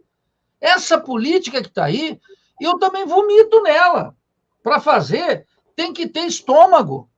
Tu sabe, e aqui muitos que estão conosco, sabe? Eu disse, Nildo, mas o petismo criou essa ideia do antipolítico. O Lula fala muito disso, o antipolítico. Não, eu sou antipolítica. Essa política aí, eu sou antipolítica. Agora, isso quer dizer que eu vou estar traficando como Moro e Dallagnol? Não. Isso quer dizer que eu vou me recusar ao debate público? Não. A grande maioria da população, quando a política vai tocando nos nervos do organismo, a população responde. Qual é o nosso problema, Farinazzo? É que todos os presidentes, depois da ditadura, nenhum resgatou a força do presidencialismo, que é a expressão máxima do nacionalismo brasileiro. É o presidencialismo. Nós não temos um regime parlamentar. O nosso regime é presidencial. E quando o presidente está com 15% de apoio, o parlamento tem menos 5%. Isso é em todos os governos. Então, essa é a primeira coisa. Então, a boa política, você está me convidando para voltar aí, o público, segundo a tua opinião, se não for uma... Depois só vê os comentários, depois só olha os comentários. É bacana isso. Eu não olho o chat, porque sempre me confunde muito. Elas estavam querendo ouvir isso. É que faltava quem chegasse e falasse, olha, o caminho é esse, as diretrizes... Então, veja. Então, 1 é o tema da política. 2, essa ordem vai abrir um espaço para o país? Tem algo que, depois da Segunda Guerra Mundial, debilitou os Estados Unidos, Farinazzo, que tu não incluiu aí, que foi a força com que a União Soviética saiu da vitória contra o nazifascismo. Aquilo colocou um equilíbrio que, junto com a descolonização africana e a descolonização do mundo, e a emergência de Bandung, a importância de Bandung, anos 50, tudo isso deu uma força gigantesca. Bom, nós agora estamos num quadro diferente, mas as dificuldades do imperialismo estadunidense não são menores. Não são menores. É muito grave a situação. E nós vamos ver como é que vai estourar a crise. O terceiro aspecto é o tema.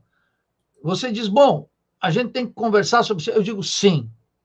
Temos que conversar para, além dessas coincidências, estabelecer um programa que é um programa radical de transformações do Brasil, no Estado, na economia, no regime político e na cultura. Nesses 4 pontos. É preciso ter um programa. A esquerda revolucionária, nacionalista, anti-imperialista, precisa ter um programa que não são mudanças cosméticas. Meus estimados, aqui você disse que tem mais de 1.500 pessoas escutando, os países não mudam com tapinha nas costas. Os países mudam com grandes forças políticas em mega conflitos. Qual é o problema do Brasil? É que nós derramamos sangue do nosso povo de maneira vã. Nós derramamos sangue do nosso povo para conforto da classe dominante, de banqueiros, de latifundiários, de grandes industriais, dessa gente. O sangue no Brasil corre impunemente. Corre, sangra o povo e a classe dominante sai de cada conflito mais forte e mais cômoda. Observem, Farinazzo, o programa econômico que está sendo aplicado no Brasil é um programa de corte liberal. Eu vejo o ministro Haddad. O que ele está discutindo? Ele está discutindo âncora fiscal. Ora, isso é um programa nacionalista? Esse é um programa... Não! Esse é um programa que nos trouxe para essa encalacrada. E eles estão preocupados com isso. E já estão discutindo fatiar a reforma tributária. Quer dizer, vão atender a classe dominante e a outra parte, que é imposto sobre grandes fortunas, etc., vai desaparecer. Então, nós precisamos chegar num programa em que coloque algumas coisas muito claramente estabelecidas, com força política. E o nacionalismo, nesse momento, que foi pautado por um governo, como o do proto-fascista Bolsonaro, que não tem nenhum compromisso com o país, como ficou eloquente agora, ele pautou esse tema. Cabe a nós atuar nessa direção e explicitar qual é o nacionalismo que a gente defende.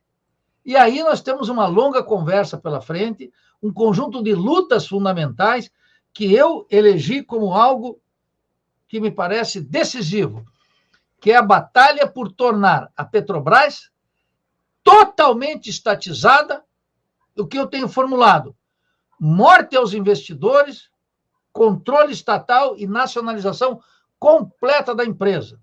Ou nós atuamos nessa direção, ou nós vamos perder um elemento propulsor de transformações do Brasil, que é a Petrobras, de maneira gigantesca. Então, nós vamos ter que coincidir esse trabalho teórico de discussão, etc., para transformações concretas. Eu estou estarrecido com o que está acontecendo na Petrobras.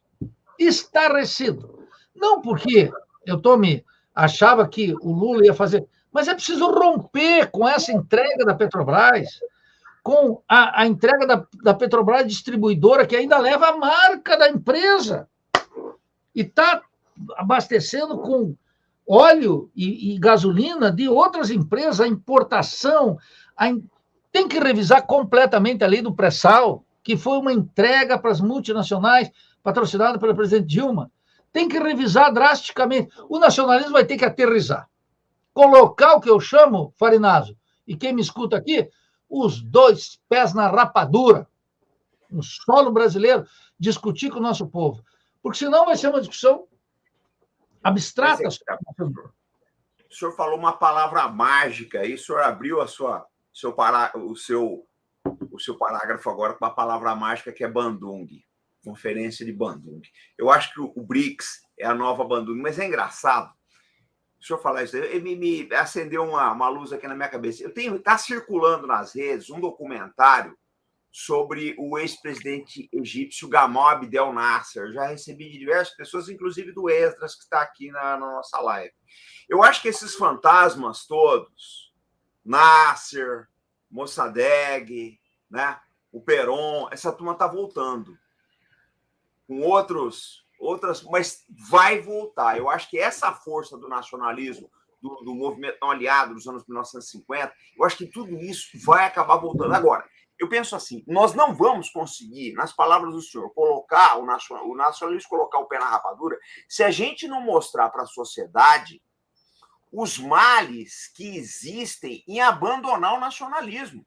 Porque a retenção das riquezas nacionais ou a venda das riquezas nacionais por um preço justo passa por isso. Se nós não tivermos um governo nacionalista, quadros nacionalistas na justiça, na diplomacia, nas forças armadas, nos partidos políticos, no empresariado, vai ser sempre a mesma coisa. As nossas riquezas sendo vendidas aí por espelhinhos, por conchinhas. Então, tudo, professor, na verdade, por isso que eu falei importante a gente conversar, eu quero trazer o senhor mais vezes aqui, eu acho que é importante a gente conversar, porque a gente começa a formar quadros. Olha, eu ando muito por aí na campanha política, eu tive a oportunidade de percorrer muitas cidades aqui no estado de São Paulo, e converso muito com as pessoas, eu recebo muitos e-mails, muita coisa no Telegram, etc., e é impressionante como as pessoas estão acordando para o nacionalismo no Brasil. Sem dúvida. O campo é enorme. Olha só, eu só estou em desacordo com você que o nacionalismo está voltando, porque ele nunca foi embora. Sim, mas demonizaram ele, professor. O senhor sabe, o nacionalismo é demonizado. Veja. Eu sou atacado por esquerda e direita. A direita vem aqui e diz que eu sou comunista, a esquerda diz que eu sou fascista. Eu falei, vocês têm que sentar e se entender e ver o que eu sou. Né? Porque eu sou nacionalista. Deixa... Olha, não sei se te conforta. Eu não tenho a menor preocupação com o que dizem a meu respeito. Por quê? Eu sei que eu também não.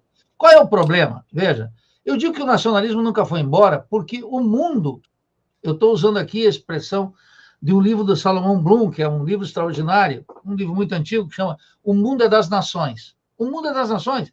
O sistema capitalista é um sistema interestatal, de articulação. Então, são as nações que estão aí. Mas você anota algo importante. O nacionalismo desapareceu no Brasil. As forças nacionalistas desapareceram no Brasil. Não desapareceram no México. Não desapareceram na Argentina. Não desapareceram em Cuba. Não desapareceram na Rússia. Não desapareceram na China. E quero contar um segredinho só para os 1.500. Não desapareceram nos Estados Unidos, na França, na Inglaterra e na Alemanha. São todos países ultranacionalistas. Mas tem uma tendência político-intelectual em vincular o nacionalismo como se fosse expressão de fascismo, de nazismo e etc. E isso é completa e rigorosamente falso. O nacionalismo assumiu muitas formas. Alexander Hamilton, nos Estados Unidos, é um nacionalismo. Eles se ergueram em cima disso. E De Gaulle, que é mais nacionalista que De Gaulle na França, década de 60. Ora, vou dar um exemplo aqui. Mesmo um sujeito de extração conservadora como Gilberto Freire anotou, precisamente depois da Segunda Guerra Mundial, que esses dois tipos de nacionalismo... Olha, Gilberto Freire, que não é santo de minha devoção, mas eu sei que tem muita gente. Tem o nacionalismo agressivo imperialista e tem o nacionalismo, diz ele, defensivo. Próprio de quem? Próprio dos países africanos, asiáticos, latino-americanos. Escuta, como é que um palestino vai se defender do Estado de Israel? Como é que os africanos vão se defender das potências imperialistas que colonizaram e tripudiaram aquele continente? Como é que nós, latino-americanos, vamos nos defender, se não com uma força nacional revolucionária, diante da ofensiva dos Estados Unidos? Como é que um colombiano não vai se sentir um nacionalista com 12 bases militares estadunidenses dentro do seu território? Como é que Cuba não vai se sentir nacionalista com Guantánamo ocupado ilegalmente pelos Estados Unidos? Como é que não tem um movimento nacionalista em Porto Rico, que já é Estado-membro associado? Como é que os mexicanos, que viram depois do Tratado de Livre Comércio com os Estados Unidos, desaparecer sua agricultura e importar milho na pátria do milho, de Hombres de Maíz, de Miguel Ángel Astúrias, prêmio Nobel guatemalteco de literatura? O milho nasceu daqui e agora os mexicanos estão comendo a tortilha com milho importado. Como é que não vamos ser nacionalistas? Percebe? Então, é claro, o nacionalismo sempre esteve aqui. Qual é o nosso problema? É que aqui nós não temos forças dispostas, ainda não temos, dispostas a encampar a bandeira do nacionalismo revolucionário e carregar milhões conosco. Essa que é a questão. Mas a crise, como eu disse, está atualizando o tema. Para além do que eu gosto, para além do que vão dizer de você, o que dizem de mim, de qualquer um, se instaura, as coisas têm um metabolismo próprio. Como eu disse, o Biden estava achando que os mares eram próprios para navegação. E agora está 2 dias sem dormir. Percebe como é que é? Ah, o nacionalismo é uma lepra, o nacionalismo é fascista, é nazista. Não. O nacionalismo vai ser a defesa da riqueza dos trabalhadores, do Estado brasileiro, do controle completo da Amazônia, da Petrobras, de ter um programa de um país que não tem, que não tinha, na pandemia, Farinha, nem vacina e nem as máscaras que tinham que importar. Como é que não vai ser nacionalista? Com uma dependência científica e tecnológica completa. O pessoal que duvida disso, pega o celularzinho que vocês gostam. Pega o celularzinho e veja aqui o que tem de tecnologia brasileira aqui. Nada! E esse Lenovo que eu estou aqui operando, 92% de tudo que isso aqui é tudo. E a webcam veio da China e a luminária aqui é de Londres. O pessoal está usando cueca importada. E como é que quer o quê? Estão falando do quê para mim? Essas são as coisas essenciais. Nós temos controle do nosso território, nós temos satélites, controle nosso, as bases são nossas. Nós temos uma marinha mercante forte? Não temos. Nós temos o domínio da energia nuclear? Não temos. Nós temos o controle da agricultura? Não temos. Nós temos uma base industrial com ciência e tecnologia própria? Não temos. Do que essa gente está me falando? Eu não quero discutir seminário acadêmico. Eu estou cansado de seminário acadêmico. Seminário acadêmico não resolve nada. E não é desprezo pela universidade, hein? Eu tenho orgulho da condição de professor. Só que eu não me rendo a essa agenda acadêmica medíocre, importada dos Estados Unidos, que domina os ambientes, discutindo filosofia, economia, sociologia, política, fora dos autores nacionais. Antes de Habermas, vamos ler Tobias Barreto, que é um conservador que eu estava dando hoje para os alunos. E vamos discutir os clássicos, né? Os meus, Rui Mauro Marini, Teotônio dos Santos, Vânia Bambir, que, aliás, quero te dizer, todos filiados ao PDT, lá atrás. Agora o PDT também está aí meio... não sabe o que vai fazer da vida, mas vai ter que assumir. Vai ter que discutir aí. Eu lamento que a redefinição do trabalhismo no PDT veio pelas mãos de Mangabeira Unger. Não é boa companhia. Nós temos uma tradição própria. E tudo isso vai ter que ser discutido aqui agora. Sabe por quê, Farinazo? Porque o povo precisa. Sim, eu não tenho dúvida disso. A exigência do país está impondo, para além das vontades nossas. Professor, aliás, eu quero te dizer aqui, olha, até o fato de eu estar aqui conversando contigo, etc., é uma exigência da política. Isso aqui não é uma armaçãozinha.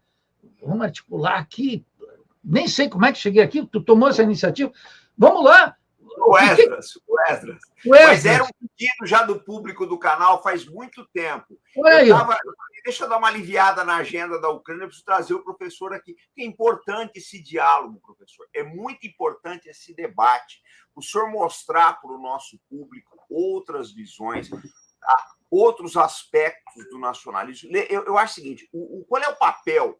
Graças a Deus, assim, com todas as dificuldades, a gente tem conseguido, esse é um canal que o YouTube prejudica muito, mas acho que uma coisa a gente tem conseguido aqui, é levar o debate para as pessoas. Sabe? Eu vou mostrar uma coisa interessante aqui para o senhor. Uma coisa assim, interessante. O pessoal fez uma camisa aqui de uma frase que a gente usa aqui no canal. Uma frase que eu uso sempre, que é, não sei se dá para ver aí, aqui, ó. A minha cabeça dói. Porque a gente fala umas coisas aqui, pessoal, comandante, a minha cabeça está doendo com que você... Eu acho bacana isso. Claro. Eu acho bacana. Eu acho que esse... Porque é o seguinte, gente, olha só. O Brasil não tem outro caminho que não seja o do nacionalismo e, a partir dele, construir as suas próprias soluções. Isso que tentam vender para a gente... Eu brinco sempre aqui, professor, eu falo o seguinte, que se promete que no final do arco-íris do neoliberalismo tem um pote de ouro. Não tem, gente, tem uma Cracolândia. Tem mais pobreza. Nós vamos trazer mais pobreza para o Brasil. É o esgotamento das nossas riquezas, é o aviltamento da condição dos trabalhadores e por aí vai. Então não tem outro caminho que não seja nacionalismo. Não sei qual vai ser o tipo de nacionalismo que vai acabar chegando lá um dia, mas ele precisa ser discutido. Eu sei que tem diversas matizes, tem diversas visões da coisa, tem aquelas filigranas, aqueles pequenos detalhes, tudo bem, faz parte da vida, mas se a gente não sentar e conversar, tentar estabelecer uma agenda comum que seja benéfica ao Brasil, nós estamos ferrados, porque o resto é isso que o senhor falou. O meio acadêmico está completamente contaminado. Não é só o meio acadêmico, professor. Eu vejo isso no meio militar e eu vejo isso no meio diplomático. Eu brinco sempre, eu falo, gente, nós temos que entender quem que é o chefe, quem que é o patrão, que é o Brasil. Nós temos que começar a pensar nos interesses brasileiros. Né? Os nossos interesses não são os interesses da ONU, não são os interesses da OTAN, não são os interesses atlanticistas. Nós temos que pensar com uma agenda brasileira. Então, eu acho essa live daqui uma live histórica. Eu quero trazer o senhor aqui outras vezes. Eu acho muito importante tudo que está sendo debatido aqui, porque tem outra coisa também, professor. Eu sei que o que está sendo dito aqui não vai ficar restrito ao público do Arte da Guerra. O seu público, as pessoas que seguem o senhor, vão ver esse debate, vão refletir, vão criticar uma coisa ou outra, porque faz parte da vida também, não dá para agradar todo mundo. Mas elas vão refletir, vão replicar isso aqui. E é o Brasil que começa a se pensar, começa a se debater, começa a se avaliar e começa a se gostar. O que a gente precisa, pessoal, é gostar do Brasil. A elite brasileira, o Rogério Anitablier fala uma coisa que é grande verdade. A elite brasileira não gosta do Brasil, professor. Não gosta. É gente que tem 2, 3 passaportes na gaveta aí, que não está nem aí. Se a coisa aqui ficar ruim, vai para Miami, vai para onde for. Eles não ligam para isso. Não são povão, não é que nem a gente, não sente as dores do Brasil. Eu acho que é isso que falta. Tá? Então, eu acho que eu já tomei bastante tempo do senhor aqui, eu queria que o senhor fizesse as considerações finais, mas antes de devolver a palavra, eu já queria dizer o seguinte, tá? Eu gostaria que o senhor voltasse outras vezes aqui, porque faltou muita coisa para ser dita e acho que muita coisa para ser pensada desse Brasil maravilhoso. Então, eu deixo as conclusões para o senhor. Bem, uma conclusão vai ser uma conclusão bolivariana, eu vou falar aqui 2 horas. O problema, o espaço é seu, eu só não quero tomar seu tempo. Mas não, veja, é que você tocou em 2 pontos fundamentais, que é a formação dos militares e dos diplomatas. 2 pontos estratégicos do sistema de poder, E eu, há muito tempo, estou preocupado com a hegemonia no interior das Forças Armadas. A hegemonia no interior das Forças Armadas é, nessa conformação atual dos comandos militares, é uma formação liberal e alinhada com os Estados Unidos. Não é uma formação nacional que compreende o nosso povo e que seja uma força objetiva para tirar o nosso povo da miséria e o Brasil do subdesenvolvimento e da dependência. Então, quando eu vejo as declarações do general Braga, do general Heleno, do agora senador Hamilton Mourão, e de todos esses generais que estavam aí, eu fico muito preocupado, porque tem uma tendência agora também nas Forças Armadas, o Farinado, esses generais, esse alto comando, eles gostam de falar inglês, e gostam de viver lá fora, e observam um pouco o que está acontecendo com o nosso povo. Isso demanda um debate, e eu gostaria de ter esse debate contigo, porque tu, naturalmente, tem uma trajetória que é importante nisso. O outro é a diplomacia brasileira. Eu sempre digo o seguinte, na diplomacia brasileira, eu não me preocupo com o inglês exercido pelos embaixadores. Nós temos que ter uma renovação do corpo diplomático. Tenho uma longa amizade com Samuel Pinheiro Guimarães, para dar o nome de um dos diplomatas, que é um diplomata muito atento às questões nacionais. E eu posso considerá-lo, é uma pessoa que eu tenho apreço, trocamos... Vamos trazer ele aqui, professor. Vamos debater, vamos trazer ele aqui, convida ele. É uma figura extraordinária que mostra o seguinte, eu não sei qual é o quilate do inglês do Samuel Pinheiro Guimarães, mas eu sei que ele sabe defender o Brasil. É mais fácil ensinar um diplomata a falar inglês do que ensiná-lo a amar e defender o Brasil.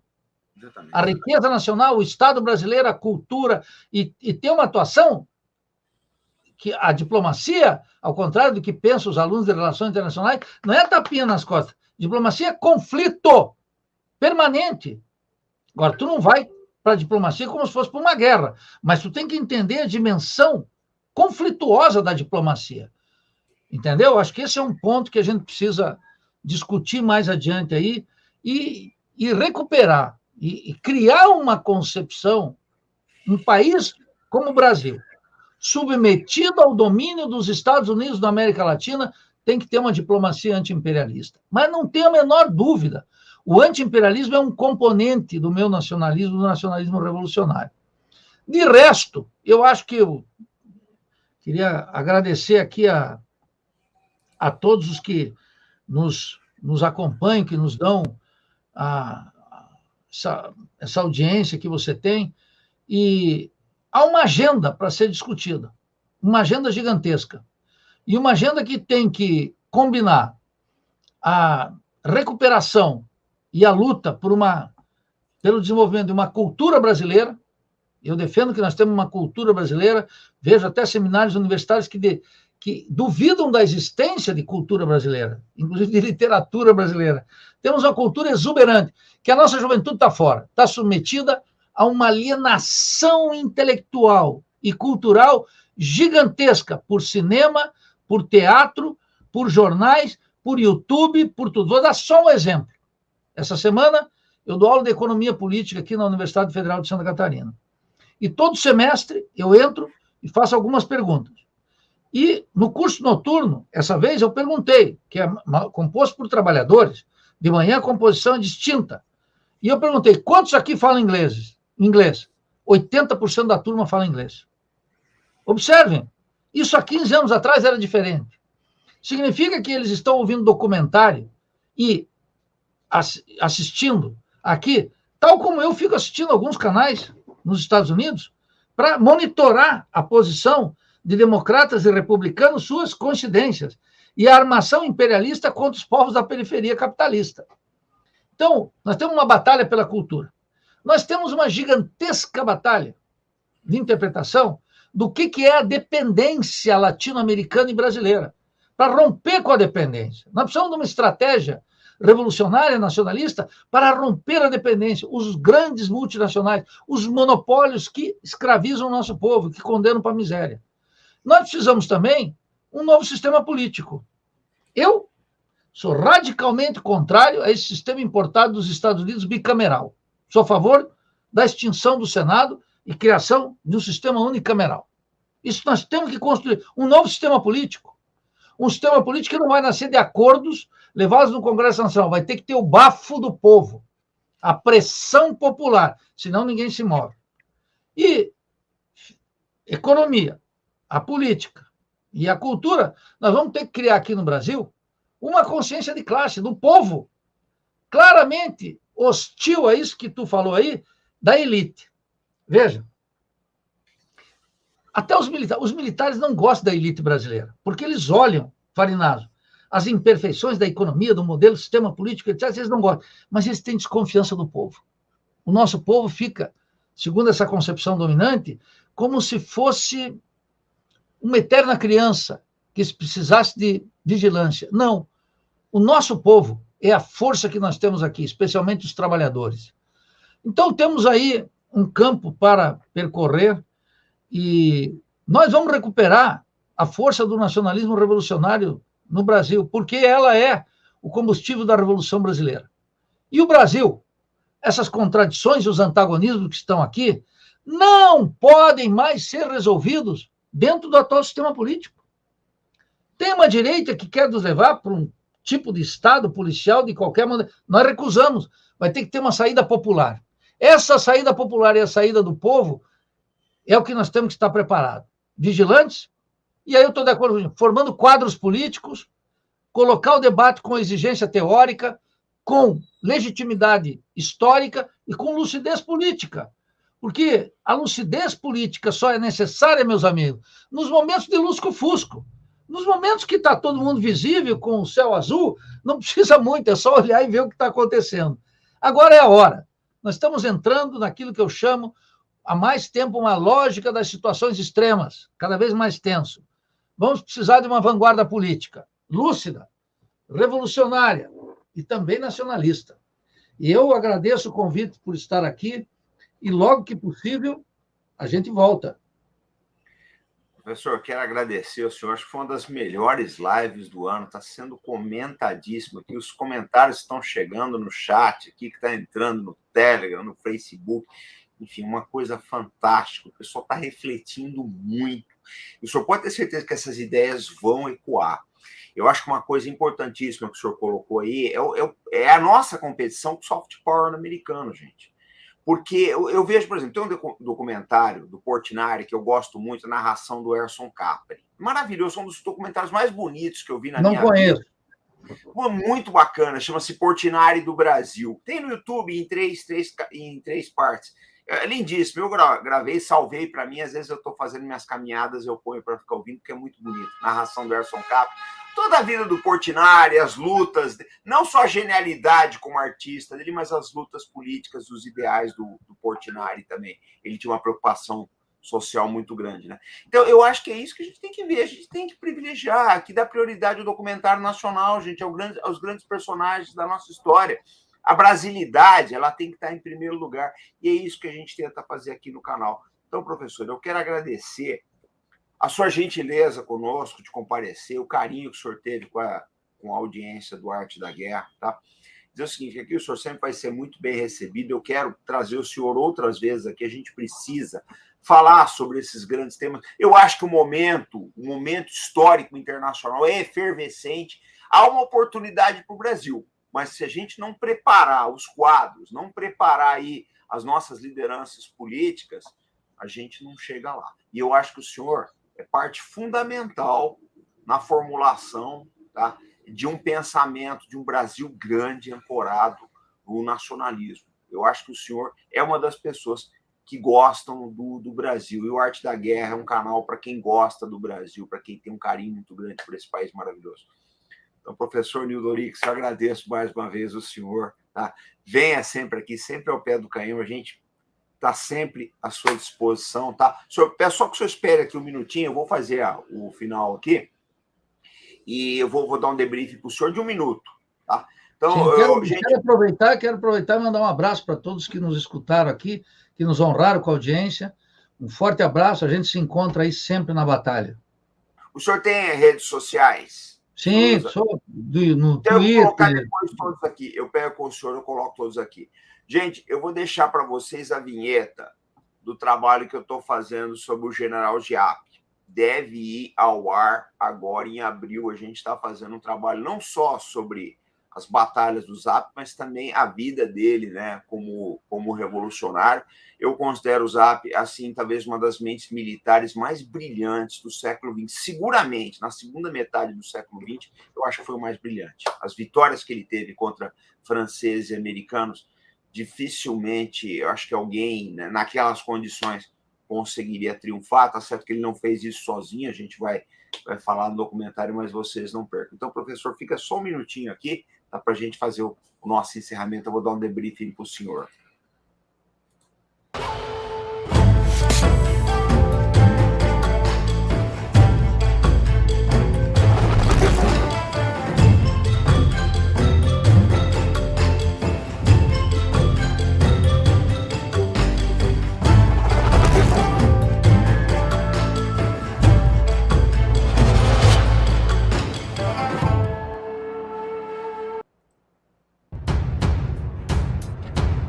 Pessoal, amanhã tem mais. Muito obrigado pelo comparecimento aí. Acho que foi uma das melhores lives do ano. Vamos comentar essa live, vamos dar o like, vamos compartilhar. É importante que todas as forças nacionalistas do Brasil se unam, superem suas diferenças e se unam em prol do interesse nacional.